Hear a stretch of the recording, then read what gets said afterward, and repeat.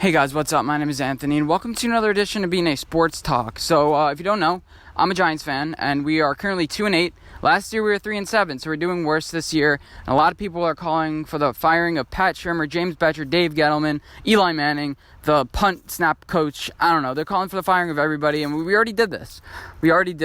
But my opinion is we should give Pat Shurmur another year. He's vital to the development of Daniel Jones. I'm of the opinion, I don't think Pat Shurmur is a rallier of men. I think he's an offensive coordinator. An offensive coordinator is his cap. He's good with the X's and O's. I listened to him dissect some plays, even like with punt returning. He knows a lot of things, but he doesn't really rally the troops. I watched some of the post-game, pep talks and the post-game talks with the defense and the offense and everybody in the locker room, and he doesn't want me to run through. He doesn't make me want to run through a brick wall. If anything, it's kind of, it's really lack of motivating. The guys do all the motivation themselves. If you're winning, then the guys are motivated. But if you're losing, a guy like that is just like, whatever. We won, we lost. That's what you want from a guy as your quarterback, not your head coach. Your head coach is supposed to motivate you. And we have a decent amount of talent on this team. Dave Gettleman has done a good job. He tried to patch an offensive line together because he wasn't looking for the long term with Eli Manning really for that at that point. He was like, okay, let's get Nate Solder. He'll be good for 6 years. Then we'll draft some guys. But he never really spent a huge amount of capital on the offensive line. He spent some later round picks. We only drafted one offensive lineman last year, and we're getting these guys like Mike Remmers, Kevin Zeitler, guys who are older. But we thought that we'd be sticking with Eli, and I'm of that thought. I think Dave Gettleman's doing fine. Brought in Golden Tate, who is not that big of a drop-off from, Odell Beckham Jr. And then for Odell Beckham Jr., you get three legitimate defensive pieces in Dexter Lawrence, O'Shane Ximines, who I think he's lost. I haven't seen him on the field forever, but apparently he's playing. And then obviously, who else did we get? And Jabril Peppers, who's turning out to be a really good big guy. Really good. He's had some misses like Antoine Bethea, who's pathetic. But, overall, Marcus Golden, he's a hit. You had Ryan Connolly. Dave Gettleman's fine. The problem is that Pat Shurmur isn't really a good guy calling timeouts on the field. Like some dumb plays that Bill Belichick, that it comes with Bill Belichick. We take for granted guys who are really good at these aspects, and not every single coach and coordinator and guy in the NFL can do it. And it just makes the Bill Belichicks look even better. It just makes them seem more special. And that's my opinion about that. We're going to need to get some free agents. And yeah, in this offseason, we're going to have to make some big splashes. We have a lot of draft capital. It's not like we're like the Rams and we spent 2 first-round draft picks on Jalen Ramsey and we're not even going to end up paying him. But, we have a lot of cap space next year. We're going to have to use it fairly smartly. So let's take a look at some guys we can potentially get. Von Miller is one of the bigger ones. I think he's the biggest free agent outside of the quarterbacks. I don't think he fits in our defense scheme. I think he fits more as a defensive end than an edge guy. Oh, actually, no. Now that I'm thinking about it, he is more of a linebacker. So getting Von Miller would be amazing. Denver is looking, I think, to move on. I mean, you have Bradley Chubb coming back. Maybe they're going to look to build around him. Maybe we can get Bradley Chubb or something like that. They're going to look to, I think, to restart all anew pretty soon with a new quarterback and new pieces like that. Then you have Everson Griffin out of Minnesota, who I think is going to be a pretty good piece. There are a lot of contenders that are looking to get rid of guys. You have Danny Trevathan out of Chicago. You have, who else? I forget, there's one more team. Oh, yeah, Los Angeles Rams. They may be looking to get rid of a guy like Dante Fowler Jr., who they only spent a 3rd-round pick on. And plus, again, they're paying Jalen Ramsey. They're going to pay Aaron Donald. And is there one more guy? They got rid of Ndamukong Suh, but they're gonna have to make some smart decisions coming up with financials, and plus they're already paying Jared Goff and Todd Gurley on the offense. And then there's some cornerback free agents like Chris Harris. There's one more guy, Aqib Talib, I guess, but we have Janoris Jenkins, and Janoris Jenkins is good if we want to keep him, but I don't say replace him. Chris Harris Jr. I think would kind of be an upgrade, but yeah, Chris Harris Jr. is good. I would look to sign him. But other than that, I don't think we should go after the small guys anymore, or at least spend a lot of time with the small guys.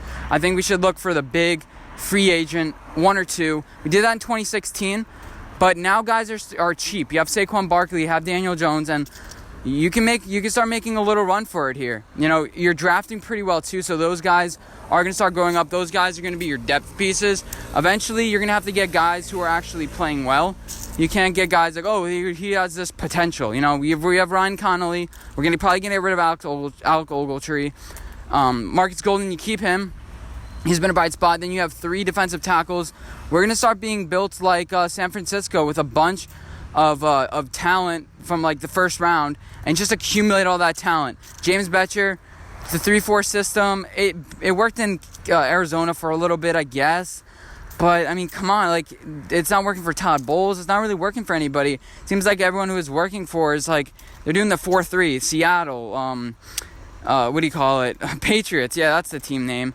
Then you have San Francisco. The 3-4 doesn't really work for them. And I know we're drafting a lot of talent for that, but I think you're going to have to commit because these guys are...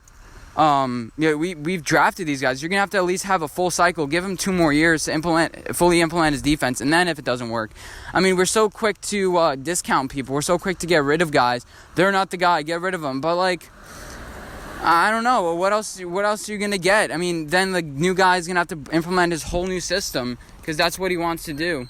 As far as other free agents, what should you do on offense? We're gonna have a top 5 draft pick hopefully. So what you do is you either trade back, or if Andrew Thomas or Chase Young falls to you, one of those two, neither of them, if either of them don't fall to you, then you don't trade back. If either of them fall to you, then you draft them. If not, you trade back with the Chargers or maybe a Denver who's looking for a quarterback, and then you accumulate a little bit of draft picks. There's nothing hurt. If your guy isn't there, then you move back. Okay, it's as simple as that. Those are your top graded guys on the board. I think that, Miami and Atlanta, these teams are going to start moving ahead of us. I don't say lose games on purpose, but you can conveniently lose games in a way. Daniel Jones will be 2-14 or 2-12, his rookie record. Peyton Manning did worse. Eli Manning did worse, that sort of thing. He's playing really well. He's a great passer. Give him time to throw. Andrew Thomas, you need him.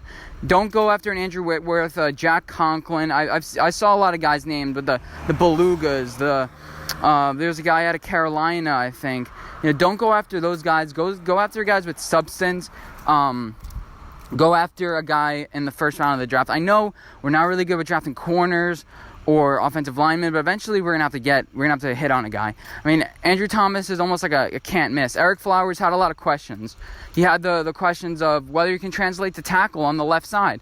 Or I think his problem was whether he was a guard or more of a tackle. I think he argued about that, since he was here. Well, it's forever.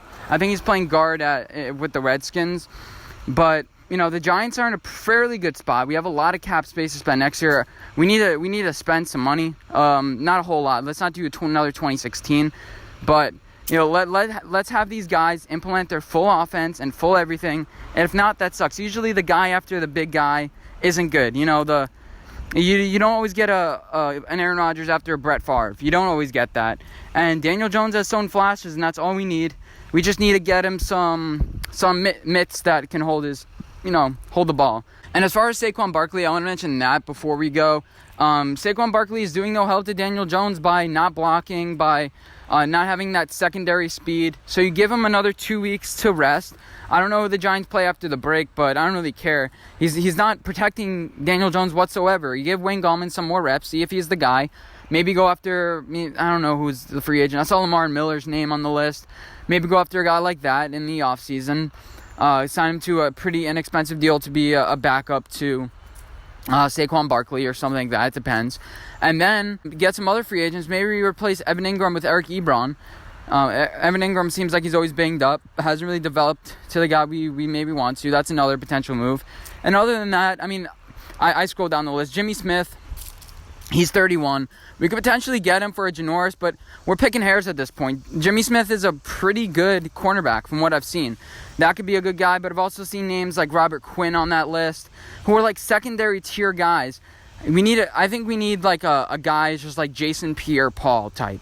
A guy that we're going to sign to a big deal who's lived up to the hype. And I know That can be delusional. I'm a delusional Giants fan, but eventually you're gonna have to make a big move and let James Bettcher implement his entire system. And the Giants, they need a game changer. Ezekiel Ansah is not going to do it for you. Devin McCourty isn't going to do it for you.